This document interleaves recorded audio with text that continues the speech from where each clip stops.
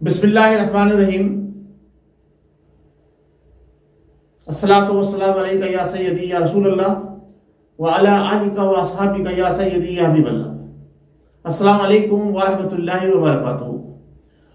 जुम्मतुल मुबारक का मुबारक दिन बहुत बहुत मुबारक हो। नाज़रीन, मैं आपका मेज़बान अहमद सदर कुरैशी आपके लिए जो प्रोग्राम लेकर आया हूँ उसका उन्वान है आपके सामने। आज हम नाज़रीन जो बात करने जा रहे हैं, थोड़ा सा माजी में आपको लेके जाएंगे और ये बताएंगे कि किस तरह से पाकिस्तान की हिस्ट्री के अंदर हुकूमतों का ज़वाल होता रहा। नाज़रीन, यूं अगर देखा जाए तो इस्लाम की 1400 साल तारीख, हम 15वीं सदी में दाखिल हो चुके हैं। अब तक चाहे वो नबी करीम सल्लल्लाहु अलैहि वसल्लम का ज़ाहिरी हयात का दौर हो, चाहे आपके पर्दा फरमान जाने के बाद सहाबा इकराम का दौर हो, खुलफाए राशिदीन का दौर हो, ताबईन का दौर हो, तबे ताबईन का दौर हो, या उसके बाद के सारे दौर हों, हुकूमतें आती रही जाती रही, लेकिन जिस हुकूमत के अंदर और ख़ास तौर से जब कभी किसी मुसलमान सरबराह मुमलिकत ने अपनी आंखें बंद की हैं उस हवाले से कि ताक़ुज़ नामूस रसालत पर उसके दौरे हुकूमत में शब खून मारा जा रहा हो, या उसके दौरे हुकूमत में मुसलमानों पे जुल्म हो रहा हो और वो मुमलिकत भी मुसलमानों की हो, तो अल्लाह तबारक व तआला ने बहुत जल्द मुसलमानों को उसके अंजाम से आगाही दिलाई। कई हुकूमत का तख्ता उलट गया, कई सरबराह मुमलिकत को शहीद या कत्ल कर दिया गया, शहीद तो नहीं कहा जाएगा, कत्ल कर दिया गया और हुकूमत का ज़वाल पजीर हुआ। ये इस्लाम की, मुसलमानों की 1400 साल की ये तारीख बताती है कि जब भी कभी आक़ाए दो आलम सय्यदुल मुरसलीन खातमुन नबीय्यीन मोहम्मद मुस्तफ़ा सल्लल्लाहु अलैहि वसल्लम की हवाले से कहीं भी किसी भी, चाहे वो गैर मुस्लिम क्यों ना हो, उसने उनकी इज्जत और नामूस या गलत बयानी की हो। अभी आपने माजी में भी देखा होगा जिन लोगों ने गुस्ताखियां की हैं उनके साथ क्या हशर हुआ है, जल गए, राख हो गए, खाक हो गए, बर्बाद हो गए, एक्सीडेंट हो गया। और ये भी मौजूद देखे होंगे आपने कि कुरान मजीद फुरकान हमीद गाड़ी में डैशबोर्ड में रखा है। मैंने पर्सनल अपनी आंखों से देखा है कि पूरी गाड़ी जल गई एक्सीडेंट के अंदर, लेकिन कुरान मजीद और फुरकान हमीद मौजूद रहा। और भी ऐसे बहुत सारे वाक़यात हैं। तो नाज़रीन, आज हम जो बात कर रहे हैं अपने वतन में पाकिस्तान के हवाले से कि पाकिस्तान की तारीख में भी कुछ ऐसे ही वाक़यात रूनुमा हुए हैं। आइए हम बात करते हैं। सबसे पहले चलते हैं एक डिक्टेटर जिसने माजी में एक तवील हुकूमत करी पाकिस्तान के अंदर, परवेज मुशर्रफ। अब इश्तिहारी मुजरिम है और मुल्क से फरार है और दुबई में पनाह ले रखी है। जनरल भी था, सदर पाकिस्तान भी था, लेकिन जब उसने शब-ए-खून मारा, मुसलमान नियत्ते तालिब इल्मों पे, बच्चों पे, बच्चियों पर आग के गोले बरसाए, लाल मस्जिद का वाक़या रूनुमा हुआ। तो लाल मस्जिद के वाक़े के बाद परवेज मुशर्रफ की हुकूमत संभल नहीं सकी, जो बड़ी दिलेरी से, बड़ी बहादुरी से, बड़ी जनाब अली सबसे पहले पाकिस्तान का नारा देके पाकिस्तान के ऊपर हुकूमत कर रहा था। जब लाल मस्जिद का सानिया रूनुमा हुआ तो उसके बाद उसकी हुकूमत जो है वो डामाडोल होती चली गई और फिर बिलाखिर उसको मुल्क से फरार होना पड़ा। इश्तिहारी मुजरिम है, पाकिस्तान की अदालतों और पाकिस्तान की गवर्नमेंट को मतलूब है वो शख्स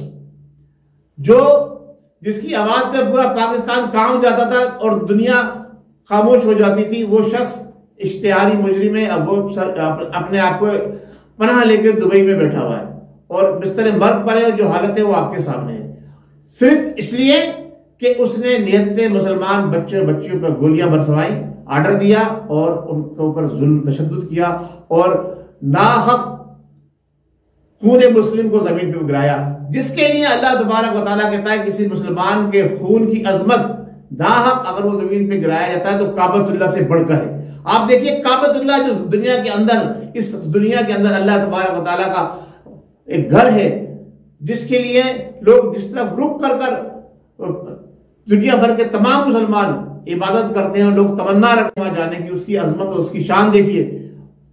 अल्लाह तबारक व तआला कहता है कि मुसलमान का नाहक खून अगर गिरता है तो वो काबतुल्लाह से बढ़कर उसकी अजमत है।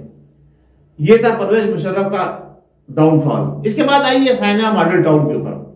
यह नवाज शरीफ की हुकूमत थी और नवाज शरीफ की ज़ेर सरपरस्ती, नवाज शरीफ की हुकूमत, उसके वज़रा और सुफरा ने मॉडल टाउन के वाक़े को जन्म दिया। अब वो इत्तेफाकी हादसा था या प्री प्लान था, जो भी कुछ था, हुकूमत की जिम्मेदारी थी कि उस वाक़े के ऊपर अगर हुकूमत मुजरिम नहीं थी तो उस वाक़े के किरदारों को कैफरे किरदार तक पहुंचाती। नहीं हुआ ऐसा। आपने देखा दुनिया कहती है जनाब हम इंतकाम लेंगे। ये जो इस वक्त दिन की हुकूमत है, कंटेनरों पर खड़े होकर इन्होंने भी और इनके बड़े भाई जो मुल्क से भागे रहते हैं हमेशा, जिनको मैं कहता हूं कि वो इस्लाम के नाम पर और मजहबी स्कॉलरों के नाम पे एक बहुत बड़ा धब्बा है, प्रोफेसर तारुल कादरी साहब, वो भी जब हुकूमत आई भाई की तो गायब हो गए। अभी तक उन सानिया मॉडल टाउन के जिम्मेदार को कैफरे किरदार तक पहुंचाने के किसी ने भी कोई काम नहीं किया, जबकि इनका न्याजी साहब का भी वादा था। लेकिन अल्लाह की लाठी तो बेआवाज है ना, वो किस तरह से लेता है काम। आप देखिए कि सानिया मॉडल टाउन हुआ, उसके बाद नवाज शरीफ की हुकूमत भी डामाडोल होती रही और यहां तक के नवाज शरीफ को वजारत उज़्मा से हटना पड़ा, उसे हटा दिया गया। यह होता है अल्लाह तबारक व तआला की तरफ से खामोश रद्द अमल। ठीक है, उसके बाद हुकूमत चली उनकी तो अब्बासी साहब, जनाब खाकान अब्बासी साहब वजीर बने, नवाज शरीफ की वजारत उज़्मा खत्म हो गई और फिर किस तरह से उसके साथ हुआ है वो भी आप देख ले। अब ये दूसरा मुजरिम है जिसको अदालत ने बाकायदा सजा दी है और वो भी नियाजी साहब की मेहरबानी से मुल्क से बाहर चला गया अपने, और अब क्या जिंदगी गुजार रहा है ये जाने। पाकिस्तान की अदालतों को वो मतलूब है। वो भी पहला शख्स भी वजीर आजम पाकिस्तान और सदर पाकिस्तान और chief of the army staff, और दूसरा भी जो वजीर आजम पाकिस्तान, 3 मरतबा का मुंतखब वजीर आजम अब रूपोशी की जिंदगी गुजार रहा है लंदन के अंदर। ठीक है, क्यों कि नाहक मुसलमानों का खून उनकी गर्दन पे था। अब आइए मौजूदा हुकूमत के जिम्मेदार सरबराह जिनका नाम इमरान नियाजी है, वो ये कहते हैं मैं पाकिस्तान को मदीने की रियासत के तरफ से चलाऊंगा और उनको मालूम है कि मदीने की रियासत के अंदर अगर दरियाए फरात के किनारे कुत्ता भी भूखा और प्यासा मरता है तो उसकी जिम्मेदारी हुकूमत वक्त के सरबराह पर होती है, जिम्मेदार पे होती है, हाकिम वक्त पे होती है।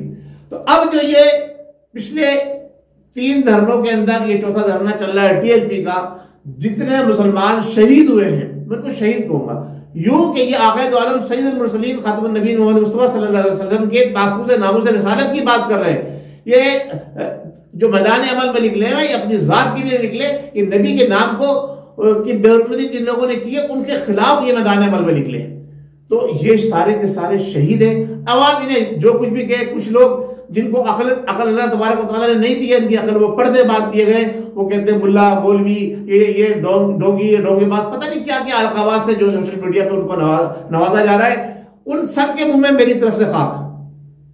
जो मुसलमान को के जो नामूस रिसालत के लिए मैदान अमल में निकला हुआ है, अल्लाह तबारक व तआला बेहतर जानता है, उसका नबी बेहतर जानता है। जो लोग उनके खिलाफ बातें कर रहे हैं उनका शुमार भी उन्हीं लोगों में होगा जो उन पर जुल्म कर रहे हैं। यानी हमारी हुकूमत जुल्म कर रही है उनके ऊपर, नौजवानों को शहीद कर रही है जो अपने जायज मुतालबात के लिए गांव का मैदान अमल में निकले हुए। अच्छा, अब सोने पे सुहागा हुकूमत ने एक और काम किया है। पेपरा ने हुक्म जारी कर दिया है तमाम, पहले तो हमारे जो इलेक्ट्रॉनिक इदारे और मीडिया के जो जिम्मेदारान थे वो कवरेज पहले भी नहीं दे रहे थे, ना इससे पहले दी, ना उनको इलेक्शन में दी, ना उसके बाद दी, ना पहले धरने दूसरे धरने में वो प्रॉपर उनका जो हक था वो दिया गया। क्योंकि हुकूमत से सब एडवर्टाइज लेते हैं, पैसे लेते हैं, बड़े बड़े इश्तिहार जियो पे आ रहे हैं, देख लीजिए ARI पे बड़े बड़े इश्तिहार आ रहे हैं हुकूमत के। तो वो पैसा बनाने की, ये इदारे जो पैसा बनाने की मशीन है, तो हुकूमत के खिलाफ ये ऐसे काम नहीं करते हैं। टॉक शो करते हैं और बातें करके अपनी रेटिंग बढ़ाने के लिए और अपने आप को ये बताने के लिए कि ये हम हुकूमत के हवारी नहीं है, हम हुकूमत के पिट्ठू नहीं है। लेकिन जब मजहबी मसले की बात आती है तो ये सारे वही काम करते हैं जो हुकूमत इन्हें कहती है, क्योंकि यहूदी लाबी हुकूमत भी है, यहूद नसारा की दोस्त है, उनको अपना दोस्त कहती है। और ये जितने भी मीडिया लोग से ताल्लुक रखने वाले, इनके ताने बाने भी वहीं जाके मिलते हैं, इनके सबके ताने बाने वहीं जाके मिलते हैं। तो अब पेम्परा ने हुक्म जारी कर दिया कि जनाब अब किसी भी टीवी चैनल के ऊपर इनके प्रोग्राम की कवरेज नहीं की जाएगी, यानी हक को दबाया जाएगा, सच्चाई को दबाया जाएगा। जो लोग कल तक सड़कों पर निकले हुए थे और ये कहते थे कि मैं अपने हाथ से फांसी दूंगा अगर किसी ने हमारे कारकुन के ऊपर जुर्म और जबर किया, चाहे वो पुलिस वाला क्यों ना हो, और 126 दिन का जब धरना दिया, उस वक्त ना यूथियों को यह पता चला कि मुल्क की मईशत को नुकसान पहुंच रहा है, ना उस वक्त यूथियों को यह पता चला कि जनाब मरीज परेशान हो रहे हैं और जनाब अली महंगाई बढ़ेगी, अफरा तफरी मुल्क में फैल रही है, मुल्क की साख को दुनिया भर में नुकसान पहुंच रहा है, चीन का सदर आके वापस चला गया, इतना बड़ा चीन के साथ वायदा चला, उस वक्त कुछ भी नहीं था। अब सारी चीजें नजर आ रही हैं और सोशल मीडिया पर जो हक परस्त लोग हैं, जो अल्लाह और उसके रसूल की नाम की सरबुलंदी के लिए मैदान में निकले हुए, उनके खिलाफ तरह तरह की बातें की जा रही है। तो मैं इन दोनों जो मैंने आपको बताई हुकूमतों के सवाल, इसी तनाज़े में इस हुकूमत को भी देख रहा हूं कि अब इन्होंने जो मुसलमानों का नाहक खून किया है, ये उन दोनों हुकूमतों से बाजी आगे ले गए, ये उन दोनों हुकूमतों से बाजी आगे ले गए।